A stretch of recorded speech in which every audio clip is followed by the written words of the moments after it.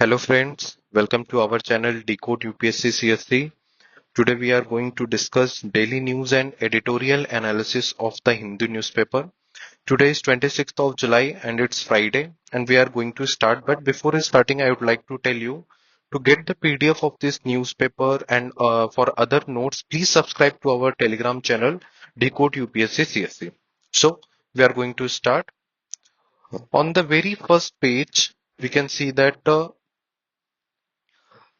a very important news related to our UPSC GS2 paper that states have unlimited rights to tax mineral rich lands. Supreme court ने ये verdict दिया हुआ है, ये आज के पेपर में सबसे पहले फ्रंट पेज पे ये दिया हुआ है कि states have unlimited right to tax mineral rich lands. Supreme court किससे रिलेटेड है, क्या है इसके बैकग्राउंड में, आइए हम देखते हैं, जानते हैं क्या कहना चाह रहा था, क्या क्या था इसके पीछे की कहानी. हुआ ये था कि सेंट्रल गवर्नमेंट ने स्टेट गवर्नमेंट्स पे रोक लगा दी थी कि ये जो है, जो ये मिनरल्स को, जो ये खदान वगैरह से मिनरल्स निकालते हैं, जो ये इस पे टैक्स लेते हैं, ये उन टैक्स को लिमिटेड ही रख सकते हैं, ये बहुत ज्यादा उसको लगा नहीं सकते हैं. ठीक है. तो सारे स्टेट गवर्नमेंट ने और अदर इंस्टीट्यूट, जो प्राइवेट इंस्टीट्यूट थे, अदर इंफ्रास्ट्रक्चर कंपनीज थी, इन्होंने मिलकर पिटिशन दायर किया सुप्रीम कोर्ट में कि ये ऐसा नहीं हो सकता है, ये हमारे फिजिकल फेडरलिज्म या कोऑपरेटिव फेडरलिज्म के अगेंस्ट में है. ठीक है. तो उसी पे सुप्रीम कोर्ट ने ये 9 जज कॉन्स्टिट्यूशनल बेंच था. ठीक है. इस पे ये फैसला देते हुए कहा सुप्रीम कोर्ट ने कि the parliament can not limit the power of state legislature to tax mineral bearing lands and quarries. मतलब कि पार्लियामेंट जो है लिमिट नहीं कर सकता है स्टेट लेजिस्लेचर्स को टैक्स करने से. किस पे टैक्स करने से रोक नहीं सकता है? Mineral bearing lands and queries पे, उन लैंड्स या क्वेरीज पे जहां पे मिनरल होते हैं. क्यों ऐसा है कह रहा है सुप्रीम कोर्ट हमारा? क्योंकि उन्होंने सीधा सीधा उसका एक बहुत बड़ा रीजन दिया है. आप ये पूरी लाइन पढ़िएगा, मैं आपको पढ़ के सुना रहा हूं कि any dilution in the taxing powers of the state legislature will necessarily impact their ability to raise revenues, which in turn will impede their ability to deliver welfare schemes and services to the people. मतलब कि state government का जो ये revenue आता है, वो revenue किस चीज से आता है? हमारा टैक्स कलेक्ट करने से आता है. एंड सुप्रीम कोर्ट ये कह रही है कि अगर हम उनको टैक्स कलेक्ट करने से रोकते हैं, स्पेशली स्टेट गवर्नमेंट के लिए बोल रहा है ये, कि अगर उनको हम टैक्स कलेक्ट करने से रोकते हैं तो इनडायरेक्टली हम किस पे कर रहे हैं? हम स्टेट को रोक रहे हैं उनके वेलफेयर स्कीम्स को लाने के लिए. क्यों ऐसा? क्योंकि जब स्टेट के पास पैसा ही नहीं रहेगा तो स्टेट कैसे अपनी नई स्कीम्स लाएगी, कैसे लोगों के भलाई के लिए काम करेगी, या वो एबिलिटी उनके अंदर नहीं रहेगी कि कैसे वो अपनी स्कीम्स को डिलीवर कर सके वहां पे.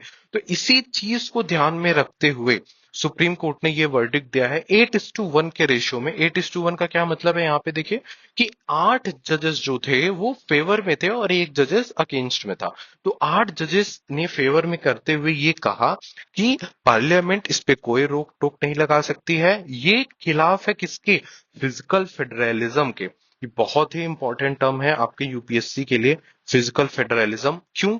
क्योंकि ये आप किसी भी साल का मेंस का पेपर उठा लीजिए, जीएस2 में हर साल हर बार फेडरलिज्म से क्वेश्चन आना ही आना रहता है. चाहे वो आप 2020 का हो, 2021 का हो, 22 का हो, 23 का हो, चाहे आप किसी भी ईयर को उठा के देखेंगे, एंड इससे डायरेक्टली क्वेश्चंस आते हैं और इसको डायरेक्टली आप फ्रेम कर सकते हैं वहां पे, इन चीजों को या इन वर्डिक्ट्स को वहां पे.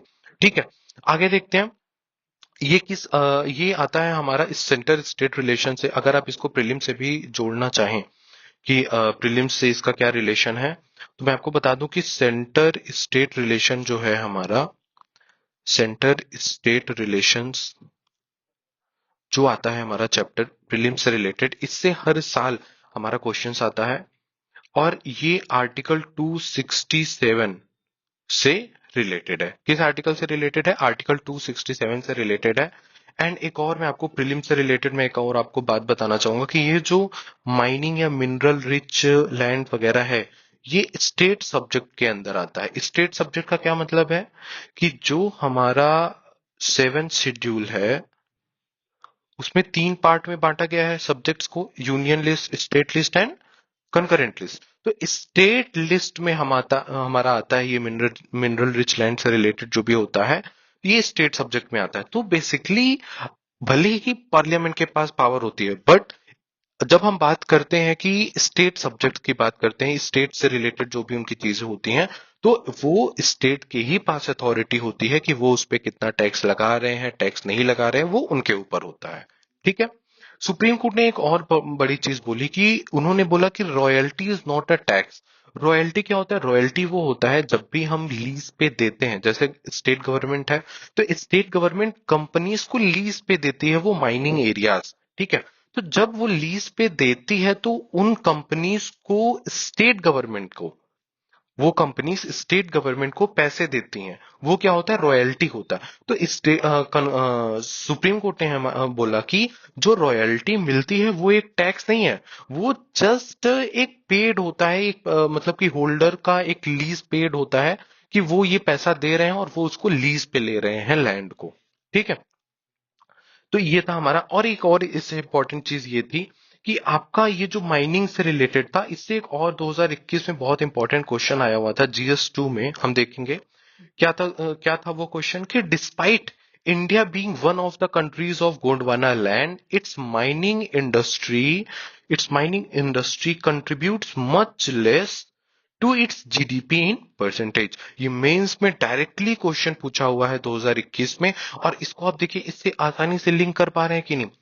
क्यों ये लेस जीडीपी इन परसेंटेज, क्यों ये ऐसा कहना चाह रहा है कि माइनिंग जहां पे माइंस बहुत ज्यादा है, माइनिंग इंडस्ट्रीज जहां पे बहुत ज्यादा है, वो स्टेट्स अभी भी बहुत लेस जीडीपी हैं एज कंपेयर टू नेशन के। ठीक है। तो वहां पे बेसिकली रीजन यही सब होते हैं कि इसके जो टैक्सेस होते हैं बीच में, ये जो ब्रोकरेज चार्जेस एंड वगैरह वगैरह, तो इन सब की वजह से वहां पे जो रेवेन्यू जनरेट होता है वो बहुत कम प्रॉफिटेबल होता है। ठीक है। तो ये था हमारा बहुत इंपॉर्टेंट पहला आर्टिकल था आज के हमारे न्यूज का। ठीक है। कि ये डायरेक्टली हम जीएस 2 से रिलेटेड कर सकते हैं। ये किस चैप्टर को हम इसमें रिलेट करेंगे? Issues and challenges pertaining to federal structure. ये जीएस 2 का चैप्टर है। जीएस 2 का जब आप सिलेबस उठाएंगे तो उसमें ये दिखेगा आपको साफ साफ। ठीक है। आप कभी भी न्यूज़पेपर पढ़िए तो आप ये हमेशा दिमाग पे रखिए, ध्यान में रखिए कि आप उस न्यूज को कैसे आप लिंक कर पा रहे हैं अपने सिलेबस के थ्रू। जब तक आप ये नहीं सीखेंगे कि आप जो न्यूज पढ़ रहे हैं उसको हम किस पार्ट से रिलेट कर सकते हैं या उसको हम किस जगह पे ऐड ऑन कर सकते हैं, तब तक आप ये नहीं समझ पाएंगे, या आप बस टाइम वेस्ट करते जाएंगे। आप 1 घंटे न्यूज पढ़ेंगे फिर उसका कोई यूज नहीं होगा, क्योंकि आपने उसका कोई क्रक्स ही नहीं निकाला, आपने उसको कहीं यूज ही नहीं किया अपने आंसर्स में या अपने नॉलेज में। ठीक है। तो हमें ये बहुत जरूरी होता है कि हम अपने न्यूज़पेपर को जब भी पढ़ें हम उसको डायरेक्टली अपने सिलेबस से रिलेट कर पाए। चलिए आगे आइए, देखते हैं क्या है और दूसरी न्यूज। हाँ, दूसरी एक और इम्पोर्टेंट न्यूज ये थी कि अचानक से पुणे मुंबई वगैरह के एरिया में अचानक से बहुत ज्यादा बारिश हो रही है। ठीक है। ये आप समझ सकते हैं कि ये किस लिए अचानक से कहीं कहीं जगह बहुत ज्यादा बारिश हो जा रही है, कहीं कहीं जगह बारिश बहुत कम हो जा रही है। तो इसके पीछे का बहुत बड़ा रीजन ये होता है कि ये जो हमारा क्लाइमेट चेंज हो रहा है, इसकी वजह से ये जो प्रेशर बेल्ट्स बनते हैं, हीट प्रेशर बेल्ट्स बनती हैं, लो प्रेशर एरिया जो बनता है, ये कम ज्यादा होने की वजह से कहीं पे बहुत ज्यादा बारिश हो जा रही है, कहीं पे बहुत कम बारिश हो रही है, कहीं पे एकदम ना के बराबर हो रही है। ठीक है। आइए हम दूसरे न्यूज पे ध्यान देते हैं जो हमारे सिलेबस के रिस्पेक्टिव से बहुत इंपॉर्टेंट है। कि एंटी डिफेक्शन लॉ आया हुआ है न्यूज में कि टू झारखंड एमएलए डिस्क्वालिफाइड किए गए हैं।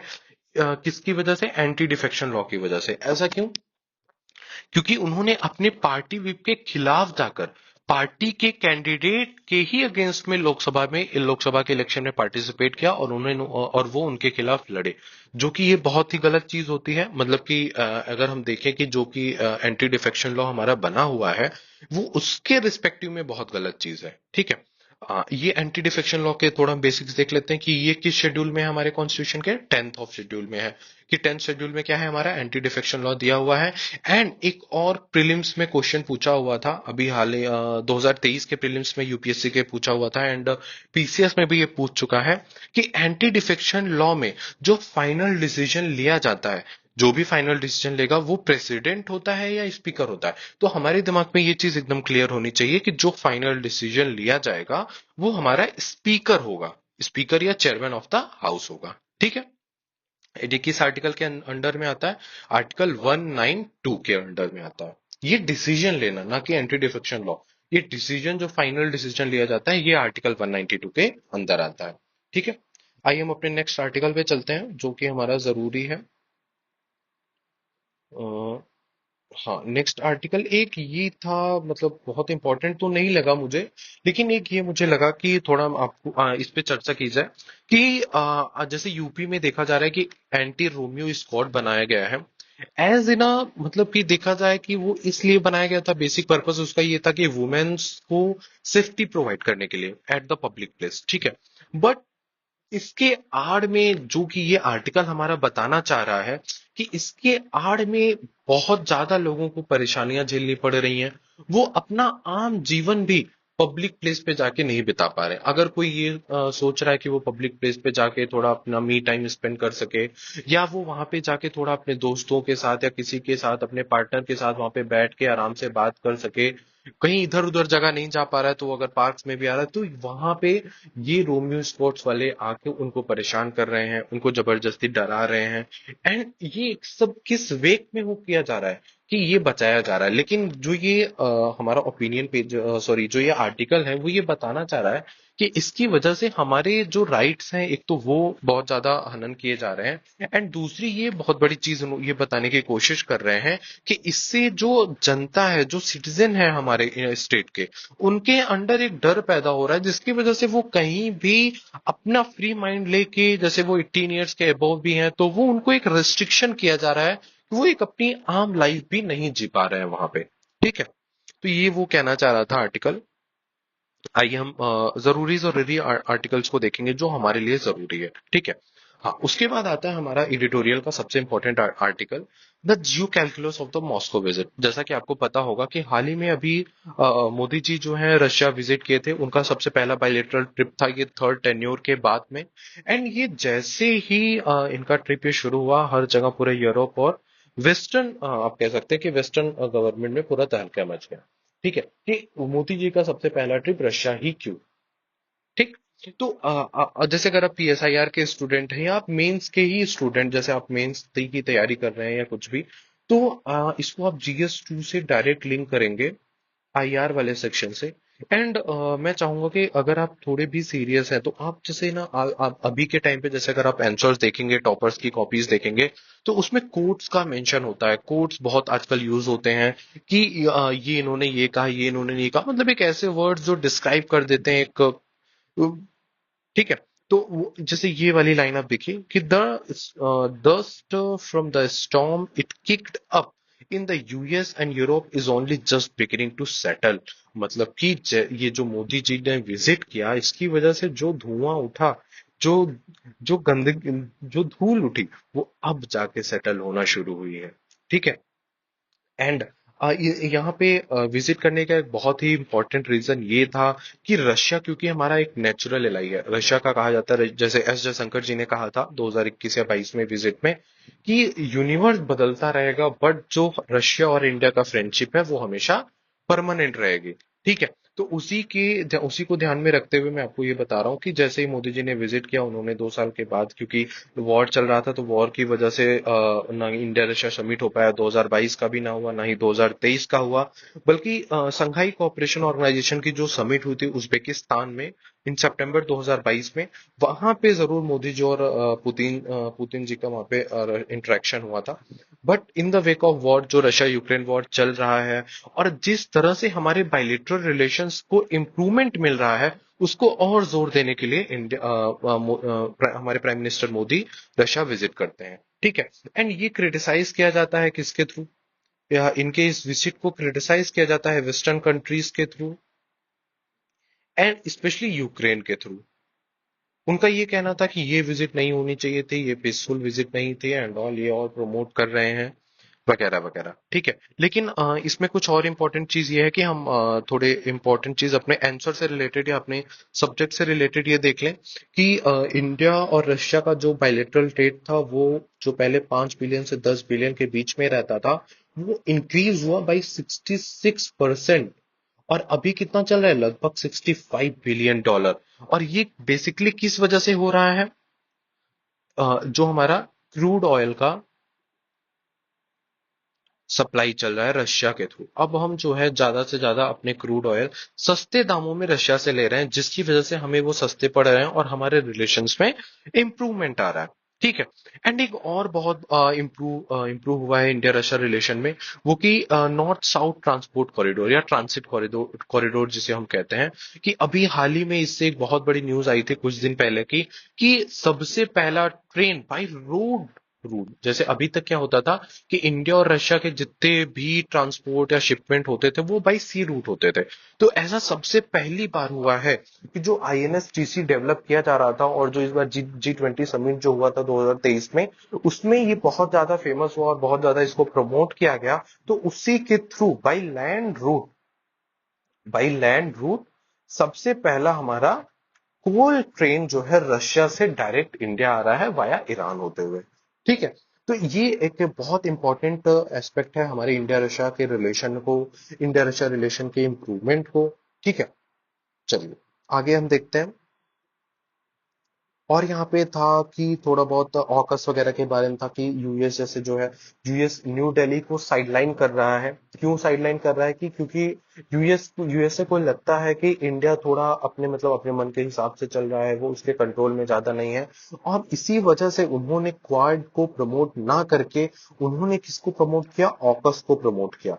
किसकी वजह, किसके लिए ये प्रमोशन हुआ? न्यूक्लियर सबमरीन्स के लिए। ये क्वाड बेसिकली उसी के लिए था। तो ऑकस एक नया ग्रुप बना उसके बाद ऑस्ट्रेलिया, यूके और यूएस का, जिसमें ये लोग मिलके न्यूक्लियर सबमरीन्स बना रहे थे, और यही बनता है आगे चल के क्वाड प्लस।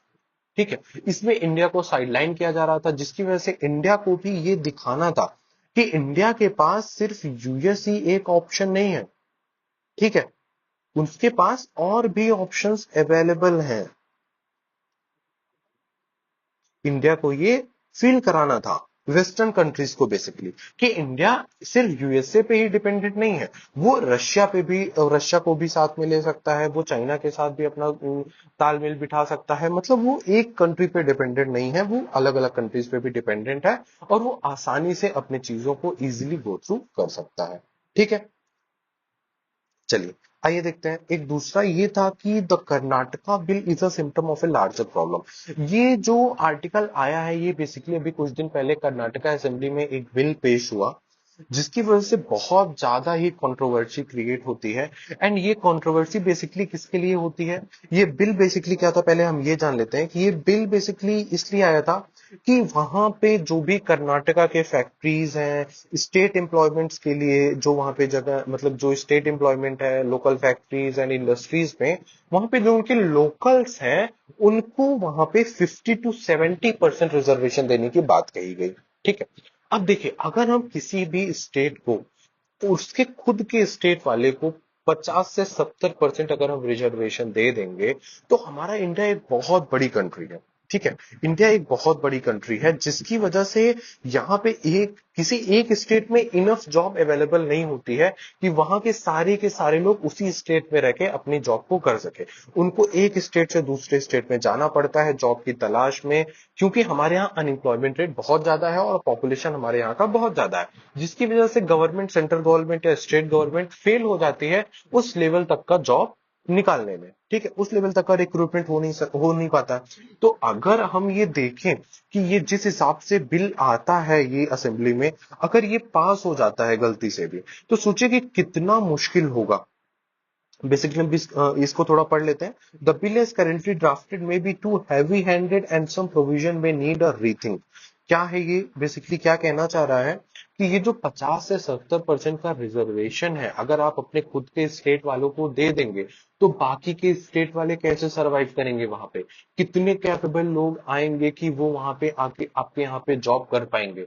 क्योंकि हमारे पास हमारी ये फंडामेंटल राइट है कि हम कहीं भी अपने पूरे कंट्री के बाउंड्री के अंदर कहीं भी जा सकते हैं, रिसाइड कर सकते हैं, और वहां पे ऑक्यूपेशन अपना शुरुआत कर सकते हैं, जॉब कर सकते हैं। ये हमारी क्या है? ये फंडामेंटल राइट के अंदर आता है ये हमारे। अगर हम ये चीज कर रहे हैं कि खुद के स्टेट वाले को 50 से 70% का रिजर्वेशन कर रहे हैं, तो इसका एक इनडायरेक्टली यही मतलब हो रहा है ना कि हम लोगों के फंडामेंटल राइट को वायलेट कर रहे हैं वहां पे, है कि नहीं? क्योंकि उनको अगर जॉब नहीं मिलेगी, अगर वो आपके यहाँ जाके कुछ कर नहीं पाएंगे, तो उसका मतलब ही क्या हुआ फिर हमारे ये फंडामेंटल राइट का? बेसिकली होना क्या चाहिए वहां पे? होना ये चाहिए कि जो जैसे एलिजिबल है वो उसको वहां पे जॉब मिल जानी चाहिए, अगर वो एलिजिबल नहीं है तो उसको नहीं मिलनी चाहिए। सिंपल सा ये क्राइटेरिया होना चाहिए। बट कर्नाटका असेंबली ऐसा नहीं चाहती है। इसी को लेके वहां पे बहुत ज्यादा कंट्रोवर्सी हुई है। एंड ये बेसिकली ये जो बिल आया है, इसका एक पहलू ये था। हम दूसरे पहलू को अगर हम देखें तो इसका सेकंड पहलू क्या बताना चाह रहा है, एक बार अगर हम उस पे दिमाग अपना जोर लगाएं थोड़ा सा, कि ये क्या कहना चाह रहा है, कि ये बेसिकली किस पे फोकस कर रहा है, इश्यू ऑफ माइग्रेशन पे। इश्यू ऑफ माइग्रेशन पे। दूसरा क्या, इन इक्विटेबल ग्रोथ। इनइक्विटेबल ग्रोथ कैसे हो रहा है ये भाई? इनइक्विटेबल ग्रोथ ऐसे हो रहा है कि किसी एक जगह पे बहुत ज्यादा एम्प्लॉयमेंट है और किसी एक जगह पे बिल्कुल भी एम्प्लॉयमेंट नहीं है। ये स्टेट ऑब्वियसली रीच होगा, ये स्टेट ऑब्वियसली पुअर होता जाएगा। अगर हम यहाँ पे और फोकस नहीं करेंगे एम्प्लॉयमेंट जनरेशन के लिए तो ये और गरीब होता जाएगा। ठीक है। तो ये बेसिकली ये शो बताना चाह रहा है कि ये जो स्टेट्स प्रमोट कर रहे हैं अपने लोकल्स को, किस वजह से? इलेक्टोरेट्स की वजह से। वो चाह रहे हैं कि उनके ये जो इलेक्टोरेट्स हैं जिन्होंने इनको वोट दिया है स्टेट असेंबली के इलेक्शंस में, वो इनसे अलग ना होने पाए। ठीक है। उनका जो मेजर, उनका मेन गोल है, जो उनके पीछे का, उनका आप कह सकते हैं कि उनका दिमाग वो यही, इसीलिए बस वो फोकस कर रहे हैं कि हम अपने इलेक्टोरेट जो उनके कैंडिडेट्स हैं या जो उनके पार्टी को सपोर्ट करते हैं, कैसे हम सिर्फ उन्हीं को प्रमोट करें, हम अदर स्टेट या होल नेशन को हम साथ में लेके चलने से हमें हमें कुछ नहीं होने वाला है। ठीक है। ये क्या शो कर रहा है, ये बहुत इंपॉर्टेंट ये शो कर रहा है कि पॉलिटिकल अकाउंटेबिलिटी। ये क्या शो कर रहा है? Political accountability. पॉलिटिकल अकाउंटेबिलिटी क्यों? क्योंकि भाई आप सिर्फ अपने स्टेट के बारे में सोच रहे हैं, आप तो नेशन के बारे में सोच ही नहीं रहे हैं। आप सिर्फ पॉलिटिक्स कर रहे हैं अपने लिए, अपने पार्टी के लिए और आने वाले इलेक्शन के लिए। ठीक है। एंड जैसे एक ग्लोबल ट्रेंड चल रहा है, कि ग्लोबल ट्रेंड ये चल रहा है कि जो जैसे जो माइग्रेंट लेबरर्स होते हैं, या जो आप कह लीजिए कि वो लेबर जैसे जो डेली वेज के लेबरर होते हैं, जैसे इंफ्रास्ट्रक्चर वगैरह या कहीं कुछ बिल्डिंग्स वगैरह बन रही है, तो वहां पे जो मजदूर का काम करते हैं, बेसिकली उनको वही लोग हायर किए जाते हैं जो अदर स्टेट से आते हैं। क्या सोच के अदर स्टेट्स को बेसिकली डायरेक्ट ये वेज लेबरर्स के लिए हायर किया जाता है? क्योंकि ये अगर वहां पे जैसे बाहर से आप आ रहे हैं तो आप एक यूनियन नहीं बना सकते वहां पे। आप अपनी आवाज को, अपने वॉइस को रेज नहीं कर सकते हैं। जो आपके खिलाफ एक्सप्लॉयटेशंस हो रहे हैं वो ज्यादा होंगे एज कंपेयर टू उनके होम स्टेट के लोगों के लिए। वो अपने होम स्टेट के लोगों को कहां रख रहे हैं? अपने अच्छे जगहों पे रख रहे हैं। ठीक है। जहां पे ग्रोथ अच्छी है, जहां पे इनकम अच्छा है, वगैरह वगैरह। और जो अदर स्टेट से आ रहे हैं उनको कहां रखा जा रहा है? जो बेसिकली अनस्किल्ड होते हैं थोड़े। ठीक है। जो ये अनस्किल्ड लेबरर होते हैं इनको डेली वेज लेबरर के तौर पे रखा जाता है। ठीक है। इससे क्या हो रहा है, डेली वेज लेबरर से अगर जैसे, अगर आप ये सोचिए कि अगर जैसे आपके यहाँ स्टेट में डेली वेज के जो लेबरर्स हैं, जैसे जो मजदूर वगैरह हैं, जो ये छोटे मोटे काम करते हैं जिसमें स्किल की रिक्वायरमेंट नहीं होती है, वो बाहरी स्टेट के लोग आके काम कर रहे हैं, तो ऑब्वियसली यही होगा ना कि वो आपके सामने छोटे ही रहेंगे। वो चाहे 100 हो जाए, चाहे 200 हो जाए, चाहे 500 हो जाए, लेकिन उनका जो पॉपुलेशन है या उनकी जो मेजोरिटी है, वो तो हमेशा माइनॉरिटी ही रहेगी ना आपके ठीक सामने। तो वो तो कभी रेस कर नहीं पाएंगे कि उनके खिलाफ क्या वहां पे एक्सप्लॉइटेशन हो रहा है, उनको वेज कम मिल रहा है इसी वजह से। क्योंकि उनको वेज कम दिया जा रहा है इसी वजह से क्योंकि वो अपनी आवाज नहीं उठा सकते हैं। वही अगर आप अपनी स्टेट में काम कर रहे हैं तो आप उठ के खड़े हो सकते हैं, वहां पे आप बोल सकते हैं कि हमें कम कम हमारा जो वेज है वो हमें कम दिया जा रहा है, हमारा एक्सप्लॉइटेशन हो रहा है यहाँ पे। और जो लिमिट गवर्नमेंट के द्वारा बनाई गई है वो ये लोग नहीं जानते क्योंकि ये लोग लेस एजुकेटेड रहते हैं। ठीक है। तो इनडायरेक्टली इसका इंपैक्ट कहां पड़ रहा है? जब वेज लेबरर, जो ये डेली वेज लेबरर्स हैं, अगर आपके स्टेट में काम कर रहे हैं तो वहां के जो लोकल लेबरर्स हैं वहां उनको जॉब नहीं मिलेगी। तो इनडायरेक्टली क्या हो रहा है, आपके स्टेट के जो लेबरर्स हैं वो दूसरे स्टेट में माइग्रेट कर रहे हैं, और जो उस स्टेट के लेबर हैं, अदर स्टेट के, वो आपके स्टेट में माइग्रेट कर रहे हैं। ठीक है, तो इससे ये जो माइग्रेशन वाला इशू है ये बहुत ज्यादा बढ़ गया है। ये माइग्रेशन किसकी वजह से हो रहा है? डेवलपमेंट, अर्बनाइजेशन की वजह से। और इसको हम डायरेक्टली कहां लिंक करेंगे? GS1 के सोसाइटी वाले पोर्शन से।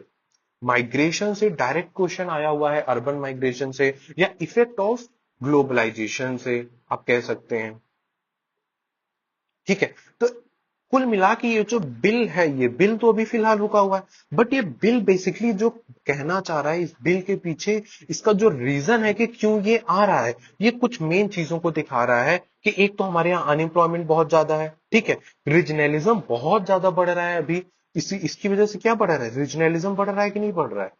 ठीक है, अगर आप सिर्फ अपने लोगों को प्रमोट करेंगे, अपने रीजन के लोगों को प्रमोट करेंगे, तो इससे रीजनलिज्म बहुत ज्यादा बढ़ेगा, जिसकी वजह से क्या होगा? नेशनलिज्म आपका कमजोर होगा। ठीक है, ये हमारा नेशनलिज्म कमजोर होगा। तो ये बहुत ही एक ड्रॉबैक है हमारी कंट्री के लिए।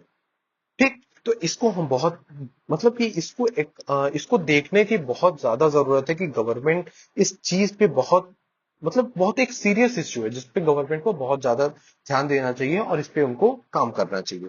ठीक है, आइए आगे हम दूसरे पे देखते हैं। हाँ, एक और इम्पोर्टेंट नया बिल आया है जिसमें ये जो हमारे लेखक हैं वो ये बताना चाह रहे हैं कि कैसे ये बिल एक ड्रैकोनियन नेचर को दिखा रहा है। ड्रैकोनियन नेचर का क्या मतलब होता है? ड्रैकोनियन जैसे वर्ड लिखा है, ये इसका क्या मतलब होता है? ड्रैकोनियन का मतलब कि जैसे मर्सीलेस, बहुत ज्यादा रथलेस हो गया, मतलब कि बहुत ज्यादा होता है ना कि कोई कोई बिना एकदम मर्सी के होता है, वो कुछ भी मतलब लोगों के हित के बारे में सोचता नहीं, कोई इंसानियत नहीं है। ऐसे कोई बिल जो आते हैं जो सिटीजन्स के खिलाफ होते हैं, एकदम जो सिटीजन्स के राइट्स को वायलेट करते होते हैं, वो बिल कहे जाते हैं ड्रैकोनियन बिल्स। जैसे नाजीज के बिल आए थे ना जर्मनी में, जैसे जो नाजीज के बिल थे, तो वो इतने ड्रैकोनियन थे कि वहां के प्रेस वगैरह को एकदम पूरी तरीके से स्टॉप कर दिया गया था, कि ताकि वो उनके खिलाफ कुछ भी पब्लिश न कर पाए। ऐसा ही कुछ हमें देखने को मिलता है हमारे महाराष्ट्र के स्टेट में, जहां पे एक बिल महायुति गवर्नमेंट लाती है अभी, security Maharashtra special public security bill 2024, ये असेंबली में पेश होता है। ठीक है, ये बिल बेसिकली क्या कहना चाह रहा था? ये बिल बेसिकली ये इसलिए लाया गया कि ये एम कर रहा है curbing the menace of Naxalism in urban areas. मतलब कि अर्बन, इनका कहना है कि अभी तक रूरल एरिया और अनडेवलप्ड एरियाज में ही नक्सलिज्म था।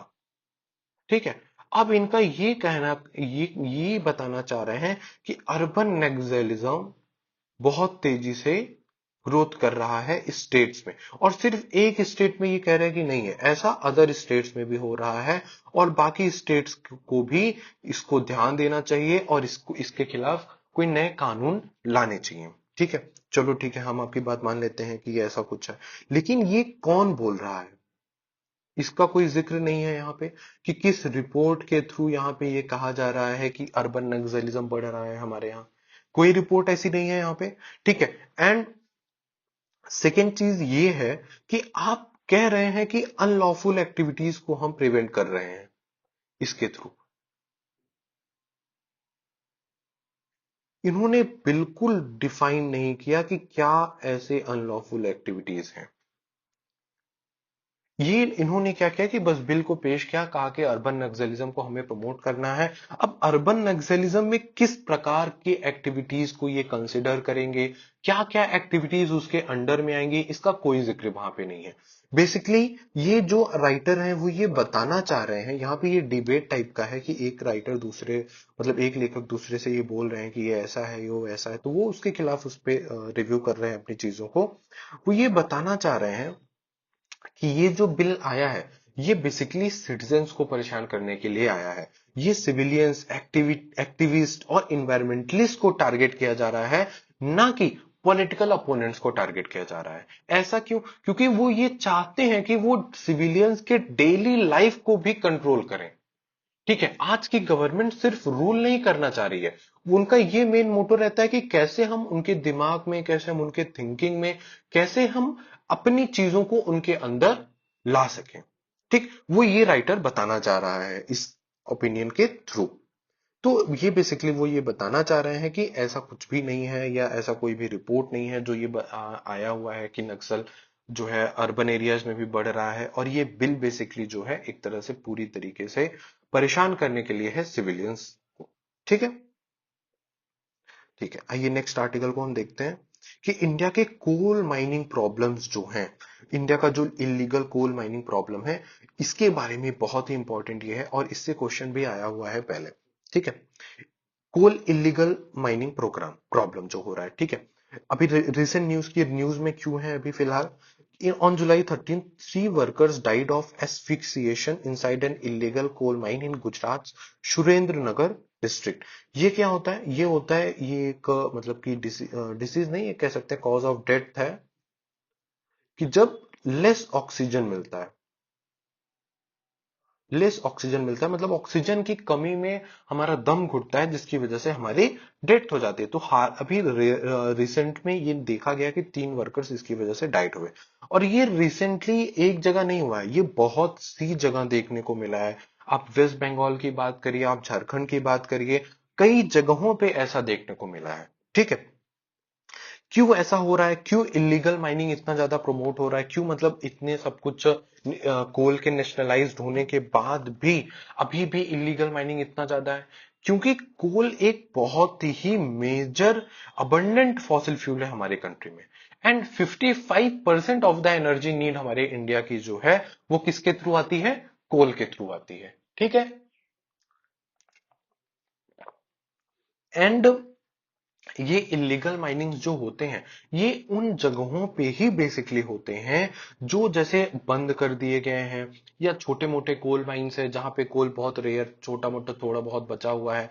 तो ये लोग क्या करते हैं, ये जो इलीगल कोल माफियाज होते हैं, ये लोग यहाँ वहां पे जैसे लिबरल्स के हेल्प से या वहां पे चोरी छुपे वहां पे ये रैट होल माइनिंग के थ्रू जो है ये अपने माइनिंग को अंजाम देते हैं। और रैट होल माइनिंग क्या होता है, बेसिकली ये एक होल किया जाता है नीचे जमीन के अंदर तक, जिसमें आदमी उस पे बैठ के नीचे जाता है, और इसके वजह से काफी बार ऐसा होता है कि अचानक से नीचे से कार्बन मोनोऑक्साइड या कार्बन डाइऑक्साइड बहुत ज्यादा निकलने लगती है, जिसकी वजह से वहां पे सफोकेशन होके वो आदमी वहां पे मर जाता है। एंड इसका जो बहुत इंपॉर्टेंट एस्पेक्ट ये है कि गवर्नमेंट इस पे बहुत ज्यादा ध्यान नहीं दे रही है। क्यों? क्योंकि गवर्नमेंट को भी ये लग रहा है कि ये जो इतना हाई डिमांड आ रहा है इसको हम पूरा नहीं कर पा रहे हैं, तो कम से कम इसी के थ्रू ये जो रिमोट एरियाज में है छोटे छोटे जगहों पे, इसी के थ्रू ये थोड़ा बहुत नीड जो है कवर अप हो जा रहा है। और इसमें सिर्फ ये कोल माफिया ही नहीं लिंक्ड होते हैं, इसमें बहुत हाई पावर, बहुत मतलब ऊपर के लोग तक इसमें शामिल होते हैं, जिसकी वजह से उनको बैकअप भी अच्छा खासा होता है।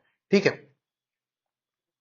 तो ये था हमारा ये कोल का जो है इलीगल कोल माइनिंग का जो प्रॉब्लम था। ये आर्टिकल जो है बेसिकली यही बताना चाह रहा था कि ये जो इलीगल माइनिंग हो रहा है क्यों हो रहा है, क्योंकि बहुत ज्यादा नीड है हमारे यहाँ। कैसे हो रहा है, कहाँ पे हो रहा है, ये उन रिमोट एरियाज में छोटे छोटे जगहों पे हो रहा है जो मतलब कि जहाँ पे पहले माइनिंग होता था बंद हो गया है, और बहुत छोटे छोटे मतलब पॉकेट्स एरिया में छोटे मोटे बचे हुए हैं वहां पे ये होता है। और किसकी वजह से मेन रीजन होता है, सफोकेशन की वजह से। किस गैस की सफोकेशन की वजह से, कार्बन मोनोऑक्साइड और कार्बन डाइऑक्साइड की वजह से हो रहा है ये। ठीक है, एंड स्टेट सेंट्रल गवर्नमेंट जैसे अभी हाल ही में इसका इश्यू उठा था पार्लियामेंट में, तो पार्लियामेंट में सेंट्रल गवर्नमेंट डायरेक्टली इसको शिफ्ट कर देती है स्टेट गवर्नमेंट को। वो ये बहाना लेते हैं, कहते हैं कि वो स्टेट का सब्जेक्ट है तो इसलिए स्टेट अथॉरिटीज इसके लिए रिस्पॉन्सिबल है। ठीक है, आइए नेक्स्ट न्यूज को हम देखते हैं कि what is behind Rwanda's election outcome. हम एक चीज डेली देखेंगे कि जो भी हमारे ज्योग्राफी मैपिंग से रिलेटेड कोई भी आर्टिकल अगर आएगा यहाँ पे, ठीक है, कोई भी आर्टिकल अगर हमारे ज्योग्राफी मैपिंग से रिलेटेड आएगा या कोई भी कंट्री होगी जो कि मैपिंग में यूजफुल होगी हमारे एग्जाम्स के पर्सपेक्टिव में, तो हम डेली उसके मैप को देखेंगे, उसके नेबरिंग कंट्रीज को देखेंगे, और उसके मेजर ज्योग्राफिकल रीजन्स को देखेंगे कि क्या है वहां पे या क्या कैसे है। ठीक है, उससे हमारा क्या फायदा होगा कि हम लिंक कर पाएंगे। जैसे हम न्यूज पढ़ रहे हैं तो हमें पता तो होना चाहिए ना बेसिकली कि वो मैप में कहाँ लाई करता है, या उसके अगल बगल क्या कंट्रीज हैं, वहां पे क्या लेक्स हैं, बेसिकली वो सब चीजें हमें पता होना चाहिए, ताकि हम कभी भी एग्जाम में ऐसा कुछ आए तो अगर कभी भी आगे फर्दर न्यूज उससे रिलेटेड आता है तो हम उसको आसानी से लिंक अप कर सकें। ठीक है। तो अभी जो है रवांडा का न्यूज आया, रवांडा का इलेक्शन आउटकम आया है। हम पहले रवांडा का लोकेशन देख लेते हैं कि रवांडा बेसिकली है कहाँ। ठीक। रवांडा हमारा है, अफ्रीका का एक कंट्री है। ठीक है, ये देखिए रवांडा है। इसके किनारे किनारे क्या है, इधर युगांडा है, इधर तंजानिया है। यहाँ पे आपका तंजानिया, ये बुरुंडी, और ये आपका DRC, democratic Republic of Congo. ठीक। और इसमें मेजर जो लेक हैं, एक तो आपका है लेक मुगेसरा, लेक मुहाजी, लेक इहेमा, एंड यहाँ पे एक दो रिवर भी जो मेन फ्लो होती है, मोएंगो और अकानियारू। ठीक है, ये हमारा मेन, ये रवांडा है। आप ये देखिए मैप में, ये रवांडा है एंड ये इसके किनारे किनारे के कंट्रीज है। यहाँ पे न्यूज क्या आई है, क्या इंपॉर्टेंट न्यूज है आज के लिए यहाँ पे, कि यहाँ का जो इलेक्शन होता है, जो प्रेसिडेंशियल कैंडिडेट थे पॉल कगामे, उनको अबाउट 79% ऑफ द वोट्स उनको मिलता है, एंड लगभग 99% उनका सपोर्ट, मतलब लोगों का सपोर्ट उनके साथ है। ठीक है, ये कैसे पॉसिबल है, कैसे ये हो रहा है वहां पे, इसका थोड़ा हिस्ट्री हम देखते हैं कि 1994 में रवांडा का हुटू हुटू कम्युनिटी से एक प्रेसिडेंट था, Juvenal Habyarimana, was killed in a plane crash. उनका प्लेन क्रैश में उनको मार दिया जाता है। बाई किसके थ्रू ये मारा जाता है, तुत्सी लेड आर्म ग्रुप था। तुत्सी एक कम्युनिटी है वहां रवांडा की, उन्होंने मिलके उनको मरवाया था प्लेन क्रैश में। ठीक है, तो इनके खिलाफ Rwandan patriotic force front form होता है, और ये लोग करीबन 8 लाख के नंबर में आते हैं, और ये लोग रवांडा के गवर्नमेंट को डिफीट करते हैं, और तब से ये लोग साथ में मिलके काम कर रहे हैं, और तभी से वहां पे इनका रूल, कगामे का रूल चल रहा है। ठीक है, ऐसा बोला जाता है कि यहाँ पे इन्होंने अपने जो अपोजिशन पार्टी थी उसको एकदम दबा के रखे हुए हैं, वहां पे बिल्कुल भी नहीं है अपोजिशन पार्टी। बट अगर आप देखिए कि यहाँ पे जिस हिसाब से वोट मिल रहा है, उनको 99% सपोर्ट है वोटर्स का, तो इसका क्या मतलब है कि लोग भी उनको सपोर्ट कर रहे हैं। लोगों को भी ये लग रहा है कि अगर स्टेबल गवर्नमेंट होगा तभी रवांडा का जो है डेवलपमेंट होगा, और ये सही भी है। मतलब जो भी फैक्ट्स आए हैं अभी तक, ये देखा गया है कि लगभग 8% से रवांडा का ग्रोथ हुआ है अफ्रीका में, अफ्रीका कॉन्टिनेंट के। ठीक है, रवांडा एक बहुत ही पुअर कंट्री है, लेकिन अभी उसका डेवलपमेंट हो रहा है। ठीक है, तो ये था हमारा रवांडा के बारे में। आइए आगे देखते हैं नेक्स्ट क्या है। हाँ, नेक्स्ट है हमारा Jaishankar pushes for urgency in resolving stand off at LIC. मतलब कि अभी अभी हाल ही में जो आसियान की मीटिंग थी, उस मीटिंग के लिए वहां पे जयशंकर जी गए थे वहां पे, एंड वो मीटिंग हुई वहां पे। उन्होंने अपने काउंटर पार्ट वांग यी से मुलाकात की। वांग यी कौन है, चाइना के फॉरेन मिनिस्टर है। ठीक है, उन्होंने उनसे मुलाकात की, और उन्होंने बहुत ज्यादा मतलब अर्जेंसी दिखाते हुए उनको ये बोला कि एलएसी एलएसी जो है हमारा, लाइन ऑफ एक्चुअल कंट्रोल, उस पे काम करना बहुत ही ज्यादा जरूरी है। क्योंकि इंडिया और चाइना की अगर हम बात करें, तो इंडिया और चाइना मोस्ट पॉपुलस कंट्रीज में आते हैं। ये one of the two major economies भी हैं, और ये एक दूसरे से नेबरिंग कंट्रीज हैं। ठीक है, तो इन दोनों का स्टेबल रहना बहुत ही ज्यादा जरूरी हो जाता है, ताकि एक स्टेबल इकोनॉमी बनी रहे, अच्छा ग्रोथ हो इस पूरे रीजन का। और अगर इंडिया और चाइना का ये डिस्प्यूट खत्म हो जाता है, तो आप समझिए कि साउथ ईस्ट एशिया का और ये एशिया का पूरा रीजन, जो कि अभी अंडर डेवलप्ड है, वो बहुत ही तेजी से डेवलप होगा। ठीक है, तो ये था जयशंकर जी का जो न्यूज था अभी जो आया अभी, कि इन्होंने उनसे मुलाकात की, और मतलब अर्ज किया गया कि दोनों कंट्रीज जो है रिस्पेक्ट करें एलएसी को, ताकि वहां पे कम से कम बॉर्डर क्लैश हो। ठीक। आइए आगे देखते हैं, और कोई न्यूज़ तो ऐसा नहीं था इन कि मतलब ध्यान से देखा जाए। हाँ, ये बारिश वाला था कि बारिश हुई वहां पे।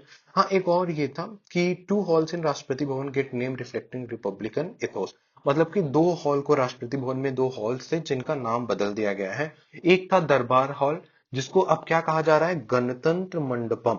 ठीक है, क्या था, Ganatantra Mandapam, which translate to Republic Hall and Ashok Hall to be called Ashok Mandapam. क्यों ऐसा है, क्योंकि अभी हम एक रिपब्लिकन नेशन है। ठीक है, तो इसीलिए इसका नाम बदल के क्या रख दिया गया है, गणतंत्र मंडपम। दरबार हॉल जो था, ये पहले मोनार्कियल को रिप्रेजेंट करता था, इसीलिए थोड़ा इसको बदल के इसका नाम बदल दिया गया है। ठीक है, ये आप वनडे एग्जाम में एक्सपेक्ट कर सकते हैं कि हो सकता है किसी वनडे एग्जाम में ये पूछ लें, एंड ऐसा कुछ इसमें खास नहीं है। ठीक है, ठीक है, तो फिर आज के लिए बस इतना ही। जो आज के डेली न्यूज थे वो हमने बता दिए, एंड बाकी हम डेली न्यूज एनालिसिस करेंगे। ठीक है, और आगे हम ऐसे वीडियो लाते रहेंगे। ठीक है, धन्यवाद।